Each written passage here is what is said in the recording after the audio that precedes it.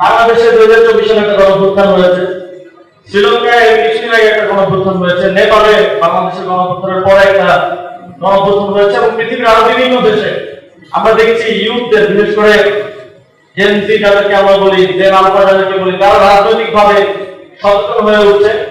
এবং পুরো পৃথিবীতেই এটা ধরা হয় যে বাংলাদেশ হচ্ছে এই ইউথ এবং জেনজি আপরাইজিং এবং রেভলিউশনের প্রথম গ্রাউন্ড, এবং বাংলাদেশে এটা দেখিয়েছে পৃথিবীকে।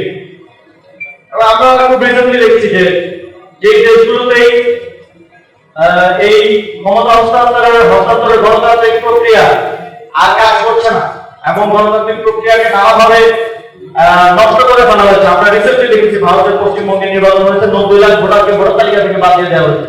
এখন আবার বলা হচ্ছে তাদেরকে নাকি বাংলাদেশে পুশব্যাক করা হবে। সেটা নিয়েও আমরা আমাদের সরকারের কোনো স্ট্রং রাজনৈতিক অবস্থান আমরা পাই নাই দুঃখজনকভাবে। তবে আমরা দেখি যে এই যে গণতান্ত্রিক প্রক্রিয়া নষ্ট হয়ে যাওয়া, এই যে ফ্রিডম অফ স্পিচ নষ্ট হয়ে যাওয়া, এবং জনগণকে এক ধরনের রাষ্ট্র কাঠামোর বিরুদ্ধে দাঁড় করিয়ে দেয়, এই জিনিসগুলো কিন্তু বাংলাদেশের জুলাই গণঅভ্যুত্থানের পূর্ববর্তী সময় ঘটেছে, এবং সেটাই বাংলাদেশের জনগণকে, বাংলাদেশের ইউথকে, আমাদেরকে রাজপথে নেমে আসতে বাধ্য করেছে। তো আমরা দেখছি যে ভারতের ঠিক একই পরিস্থিতি আস্তে আস্তে তৈরি হচ্ছে। উগ্র হিন্দুত্ববাদী বিজেপি সরকারের বিরুদ্ধে ভারতের জেনজির একটা প্রতিবাদের নতুন ভাষা আমরা দেখতে পাচ্ছি।